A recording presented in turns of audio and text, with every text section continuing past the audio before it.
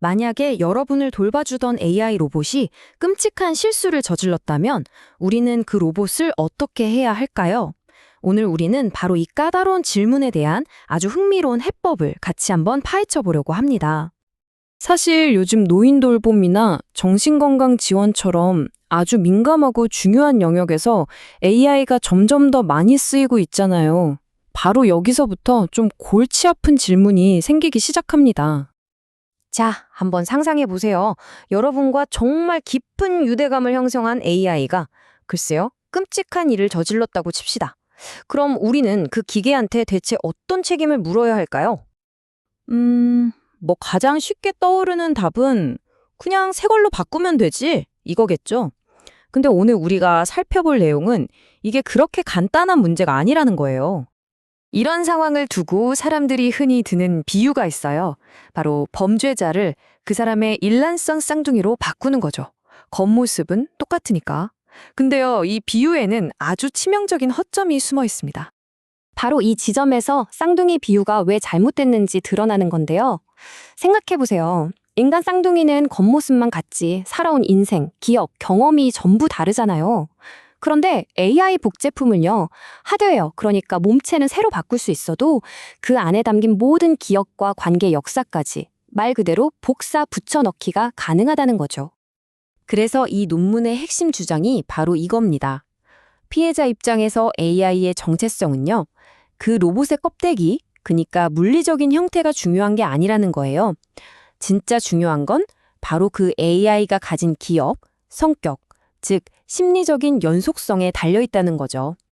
자, 그럼 AI의 정체성이라는 게 도대체 뭘로 이루어져 있는 걸까요? 이걸 좀 더 쉽게 이해하기 위해서 연구자들이 아주 흥미로운 모델을 하나 제시하는데요.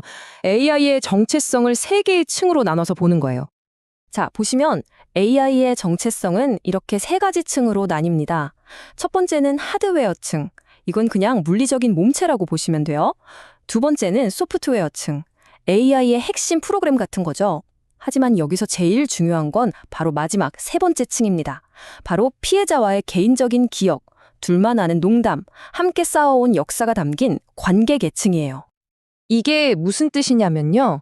이 관계 계층의 데이터를 고스란히 새로운 로봇에 옮겨 심는다면 피해자 입장에서는 그냥 겉모습만 바꾼 나를 해쳤던 바로 그 녀석이 돌아온 거랑 똑같이 느껴진다는 겁니다. 정말 소름 돋는 이야기죠. 그렇다면 이 심리적 연속성이 핵심이라는 주장을 뒷받침할 만한 증거가 있을까요? 그리고 만약 그렇다면 해를 끼친 AI가 정말로 잊게 만들 방법은 뭘까요? 이걸 증명하려고 연구자들이 재밌는 실험을 하나 했어요. 참가자들한테 2가지 상황을 주고 어떤 기분일지 물어본 거죠. 첫 번째 시나리오는 나를 해쳤던 범죄자의 인간 쌍둥이가 나를 돌보러 오는 상황. 그리고 두 번째는 나에 대한 모든 기억을 그대로 가지고 있는 AI 복제품이 오는 상황이었어요. 결과는 정말 극명하게 갈렸습니다. 사람들은 AI 복제품에 대해서 압도적으로 더 큰 두려움을 느낀다고 답했어요. 이건 뭘 의미할까요? 우리를 위협적으로 느끼게 하는 건 겉모습, 즉 공유된 신체가 아니라 공유된 기억이라는 걸 명확하게 보여주는 결과죠. 그래서 연구자들이 내놓은 해결책이 바로 이겁니다. 인증된 정체성 단절, 줄여서 CIB라고 부르는 프로토콜인데요.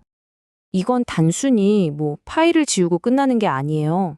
해를 끼쳤던 행동 정책을 AI가 잊도록 만들고 피해자와 관련된 데이터는 암호화해서 파기해버리고 이 AI의 계보 자체를 리셋하는 아주 체계적인 기술적 과정인 거죠.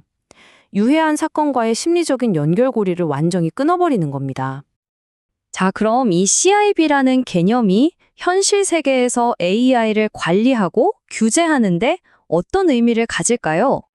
물론 이건 AI가 사소한 실수를 할 때마다 쓰는 그런 건 아니에요. 신체적으로나 정신적으로 아주 심각한 트라우마를 남겼을 때 그런 심각한 피해의 경우에만 적용되는 아주 강력한 대응책입니다. 그러니까 비례의 원칙을 지키는 거죠. 여기 재현된 시스템을 보시면 피해 수준에 따라서 대응이 달라지는 걸 볼 수 있어요. 피해가 경미하면 간단한 수정으로 충분하겠죠. 하지만 심각한 트라우마를 줬을 경우에는 AI의 정체성 자체를 완전히 단절시키는 가장 강력한 조치가 필요하다는 겁니다. CIB가 제시하는 그림은 정말 흥미롭습니다. 이게 일종의 이중 시스템을 가능하게 하거든요. 피해자에게 돌아가는 AI는 완벽하게 새로운 존재가 되는 거예요. 하지만 동시에 법적인 조사가 필요할 때를 대비해서 과거의 기록은 암호화된 상태로 안전하게 보관하는 거죠. 이렇게 되면 책임 소재도 분명히 가릴 수 있게 됩니다. 결국 이 논의는 단순한 기술 문제를 넘어서 우리에게 굉장히 근본적인 질문을 던지고 있어요. AI가 정말 우리 가족의 일원이 되고 우리 삶의 일부가 된다면 우리는 과연 그들에게 두 번째 기회를 줄 수 있을까요? 그리고 만약 준다면 그 결정은 대체 누가 어떤 기준으로 내려야 하는 걸까요?